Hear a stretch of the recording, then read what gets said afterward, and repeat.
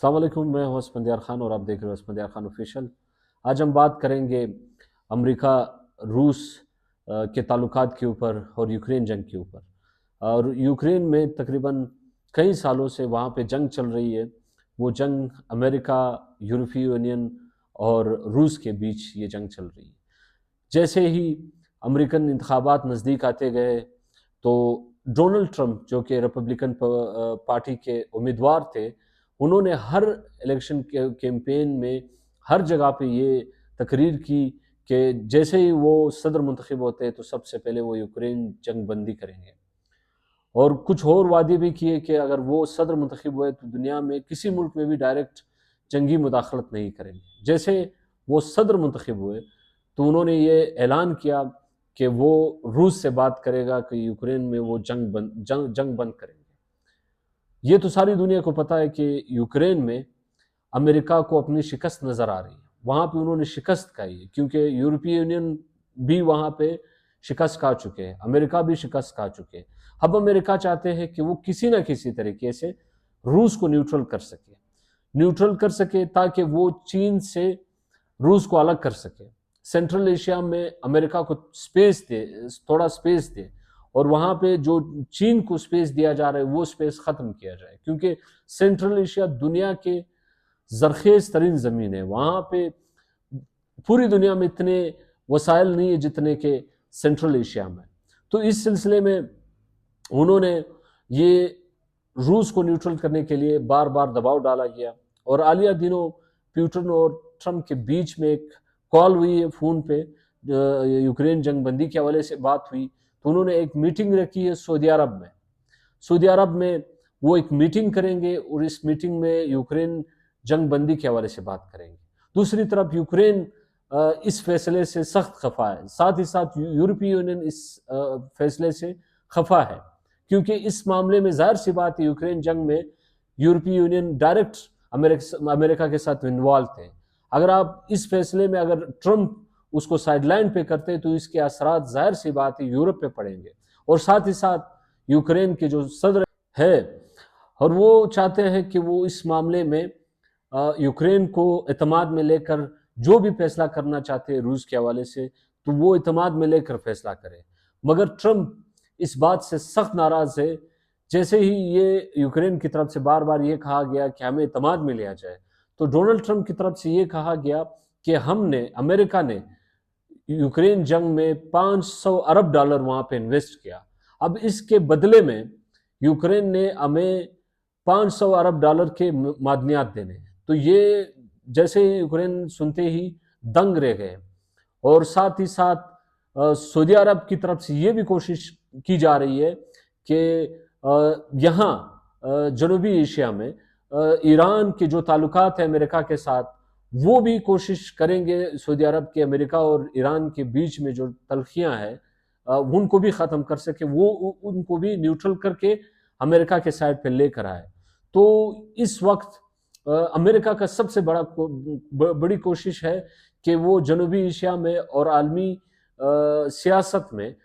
چین کو تنہا کر سکے، اور چین کے جو حالیہ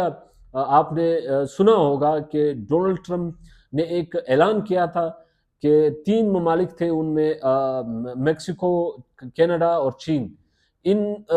ممالک کے حوالے سے انہوں نے ان 3 ممالک کے ساتھ جو کاروبار کر رہے اعلان کیا تھا کہ ان کے اوپر 25% ٹیرف لگائیں گے، ٹیکس لگائیں گے۔ تو ان 3 ممالک نے امریکہ کے ساتھ کاروبار، یہ دنیا کے 3 بڑے ملک ہیں جو امریکہ کے ساتھ سب سے بڑے کاروبار کر رہے ہیں۔ پہلے نمبر پر میکسیکو کاروبار کر رہے ہیں، ان کا جو سالانہ تجارت کا حجم ہے وہ $839.9 ارب ہے، اور دوسرے نمبر پہ کینیڈا ہے جو کہ $762 ارب کا کاروبار سالانہ امریکہ کے ساتھ کرتے ہیں، اور اسی کے ساتھ چین جو ہے وہ سالانہ ان کا جو تجارتی حجم ہے وہ $582 ارب کا کاروبار کرتے ہیں، اور ساتھ ہی ساتھ میں انڈیا جو کہ امریکہ کے ساتھ جو 2 طرفہ تعلقات کرتے ہیں وہ $129.2 ارب کا کاروبار کرتے ہیں۔ اسی حساب سے انڈیا جو ہے 10ویں نمبر پہ امریکہ کے ساتھ جو ہے دنیا میں وہ کاروبار کرتے ہیں، اور پاکستان جو کہ وہ ہر وقت کہتے رہے کہ امریکہ کے ساتھ ان کا تجارتی اور خارجی اچھے تعلقات ہیں، مگر بدقسمتی سے دو طرفہ تعلقات میں وہ سالانہ جو تجارت کرتے ہیں وہ صرف اور صرف 7.2 ارب ڈالر کا جو حجم ہے وہ کرتے ہیں۔ اب اس معاملے میں ظاہر سی بات ہے کہ ٹرمپ جو ہے ساری دنیا میں اس سے پہلے وہ ڈائریکٹ انڈائریکٹ سرد جنگ پروکسیز کے ذریعے ممالک کو کمزور،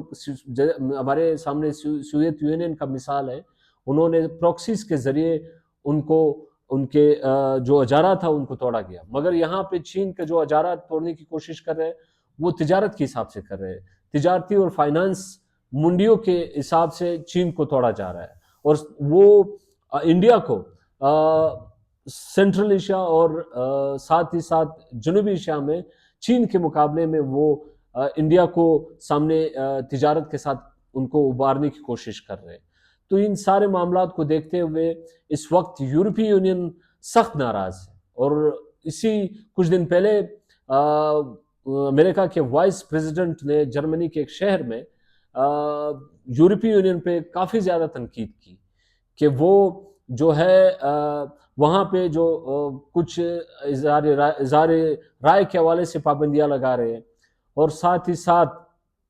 وہاں پہ جو تارکین وطن کو روکنے میں ناکام ہوئے ہیں، اور جو مسلمان آئے اور افریقنز آئے انہوں نے یورپی تہذیب کو نقصان پہنچایا۔ تو اس کے ساتھ انہوں نے یہ کہا کہ ہم جو ہے یورپی یونین کو اس طرح سے سہارا نہیں دے سکتے۔ اب یہاں سے معلوم ہوتا ہے کہ امریکہ اب مزید یورپی یونین کی سلامتی کی ذمہ داری لینے سے قاصر ہو رہا ہے، اور 1945 جنگ عظیم دوئم کے بعد جو ایک اتحاد قائم ہوا 1945 کے بعد یورپی یونین اور امریکہ کے بیچ میں، وہ حیثیت جو ہے وہ حقیقی طور پر ختم ہوا ہے۔ اور اسی معاملے میں جو ایک میٹنگ بلائی گئی ہے سعودی عرب میں روس کے ساتھ، تو اس میٹنگ کو سنتے ہی یورپی یونین نے بھی ایک ہنگامی اجلاس بلایا ہے کہ وہ اس اجلاس میں ابھی کیا فیصلے کرتے ہیں، تو وہ انشاءاللہ ہم اپنے نیکسٹ ویڈیو میں اس سارے معاملات کو آپ کے ساتھ شیئر کریں گے۔ تو جو بھی ہمارے اس چینل میں نئے ہیں وہ ہمارے چینل کو سبسکرائب کریں اور بیل آئیکن دبانا نہ بھولیں۔ بہت شکریہ۔